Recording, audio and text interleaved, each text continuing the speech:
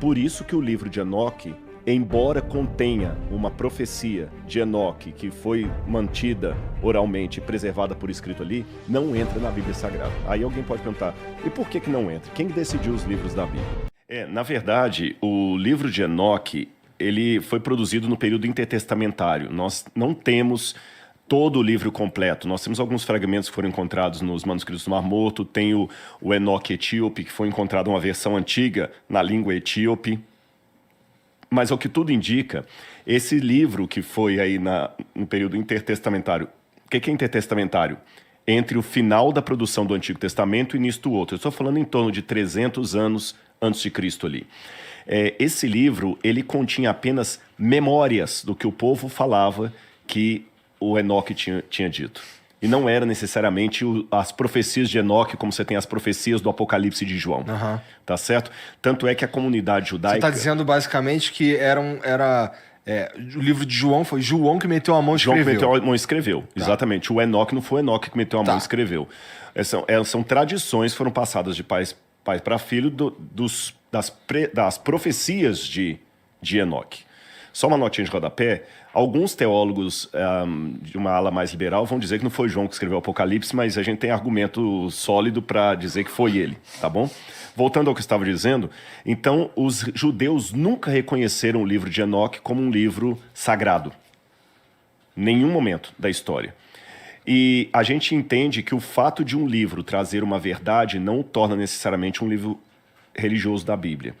Por isso que o livro de Enoque, embora contenha uma profecia de Enoque que foi mantida oralmente e preservada por escrito ali, não entra na Bíblia Sagrada. Aí alguém pode perguntar, e por que não entra? Quem decidiu os livros da Bíblia?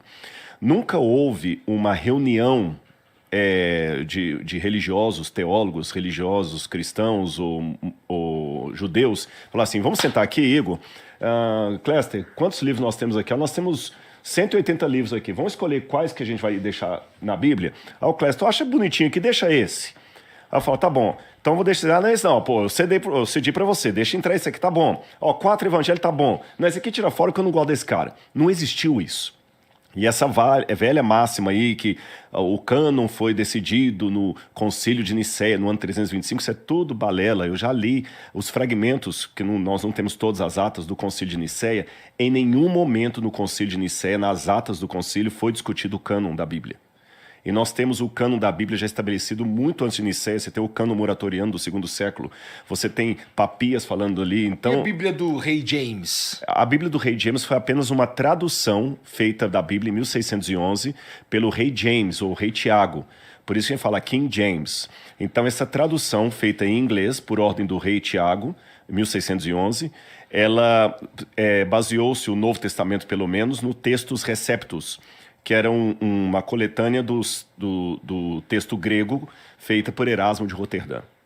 Tá certo? Hoje está muito mais avançado esse trabalho, a gente chama de colação textual, que é quando você vai comparando as cópias dos manuscritos para saber se houve algum erro ou não. Então, isto colocado, como é então que os livros entraram para a Bíblia e outros não? A comunidade que era testemunho ocular do profeta, reconhecia que ele tinha uma condição de profeta diferente das outras pessoas. Tinha os critérios. Ele falava profecias cumprindo, profecias de verdade. Não é música de Roberto Carlos, que qualquer uma conta a sua história. Sabe? Você está na fossa, você não está aguentando, eu entendo, tomou um pontapé no traseiro. Tipo, leu o signo hoje. Exatamente, tá. Né? Exatamente. Alguém, cuidado, tem muita inveja no seu serviço. Isso vai para todo mundo, né?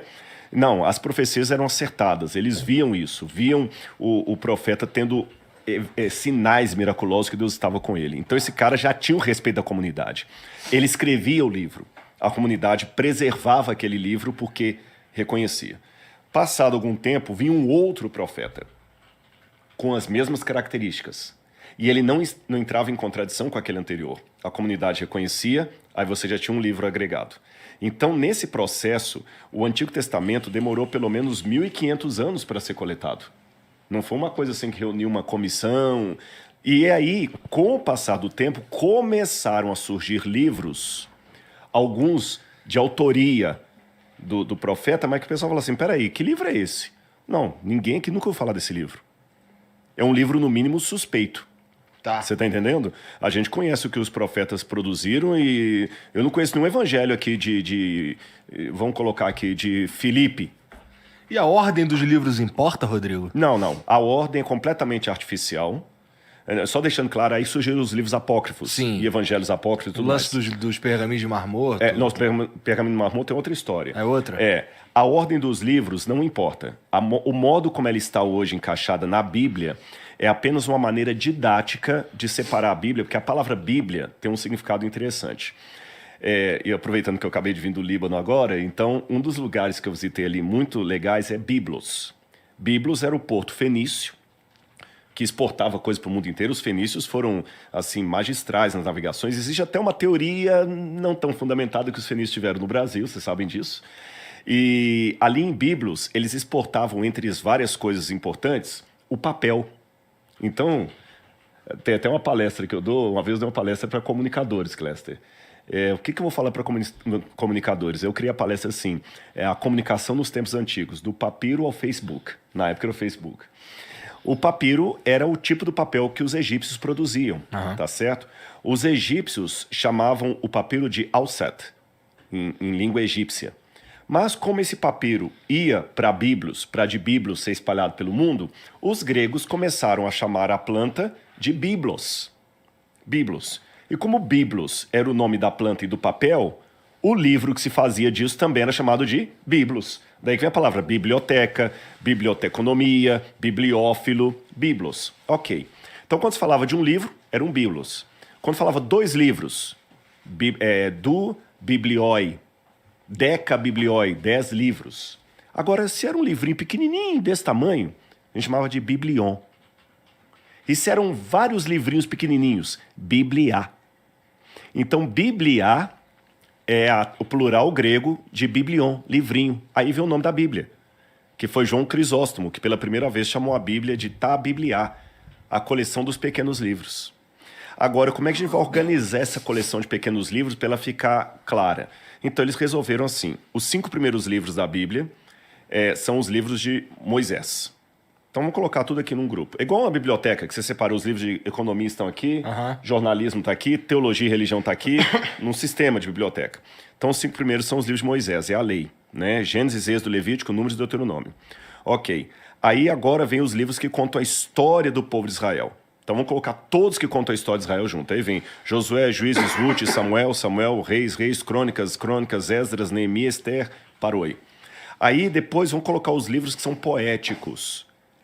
Aí vem Jó, Salmos, Provérbios, Eclesiastes e Cantares. São os livros poéticos. Então, eu já falei, a lei, livros históricos, livros poéticos. Agora vamos colocar todos os profetas. Tá certo? Isaías, Jeremias, Lamentações, Ezequiel, Daniel, Osé, Joel, Amós, Obadias, Jonas, Miquel, até chegar a Malaquias. Aí eu completei o Antigo Testamento. Agora vamos organizar também o Novo. Os 4 evangelhos contam a vida de Jesus. Então, vou colocar aqui, Mateus, Marcos, Lucas e João. Depois tem um livro que conta a história da igreja cristã, Atos dos Apóstolos. Então, vem Evangelhos, Atos. Vamos colocar aqui agora todas as cartas que Paulo escreveu. Depois, as cartas que não foram escritas por Paulo. E vamos concluir com o Apocalipse. Então, a Bíblia está organizada assim. Mas essa organização dos livros, essa sim, é meramente humana.